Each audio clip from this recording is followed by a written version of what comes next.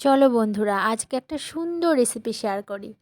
তো এটা হচ্ছে ওয়াটারমেলন, তরমুজটা আমি কেটে নিয়েছি। আর এর যে যে অংশটা আমরা ফেলে দিই, সেই অংশটা দিয়ে আজকে আমি তৈরি করে দেখাবো টুটি ফ্রুটি।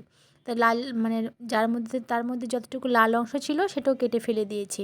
বাকি সবুজ অংশটা দিয়ে একদম কুচো করে কেটে নিয়েছি। এবার আমি জল ফুটতে দিয়েছি, জল ফুটে গেছে। এবার এই কুচো করে রাখা ওয়াটারমেলনটা আমি দিয়ে দেবো, আর একটু দিয়ে দেবো লবণ। তো এটা আমি সেদ্ধ করে নেব, প্রায় 60% মতো সেদ্ধ করে নেব।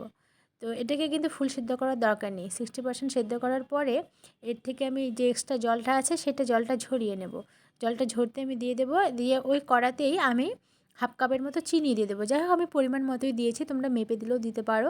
তো ওই যে আমি মাপ করছি না, প্রায় হাফ কাপই হবে, হাফ কাপের একটু বেশি হতে পারে, চিনি দিয়ে দেবো। চিনিটা তার তার আসার মুহূর্তে, তার হবে না, ঠিক আসার মুহূর্তে এর মধ্যে যে আমি জল ঝরিয়ে রেখেছি টুটি ফুটিটা সেটা দিয়ে দেব। এবার দেওয়ার পরে এটা আমি ফুটিয়ে নেব।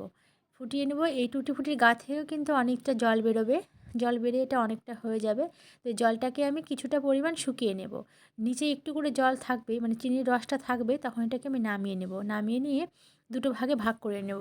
তোমরা চাইলে এইভাবেও রাখতে পারো। আমার কাছে ফুড কালার ছিল, সেজন্য আমি এখানে অরেঞ্জ আর রেড ফুড কালারের টুটি ফুটি বানাবো। দুটো কালারই আছে ঘরে, এই দুটো কালারই দেবো। তোমরা চাইলে এমনি রাখতে পারো। আমার একটু এমনি রাখতে হতো, আমার ভুল মনে ছিল না, ঠিক ভুলে গেছিলাম। যাই হোক, আর একদিন আমি এরকম কালারের করে নেব। তো এখানে একটাতে রেড কালার দিয়েছি, একটাতে অরেঞ্জ কালার দিয়েছি, দিয়ে এটাকে আমি ওভারনাইট, এখানে আমি রাত্রের ভিডিও, এটা আমার রাত্রে করেছিলাম, এটা ওভারনাইট আমি রেখে দেবো।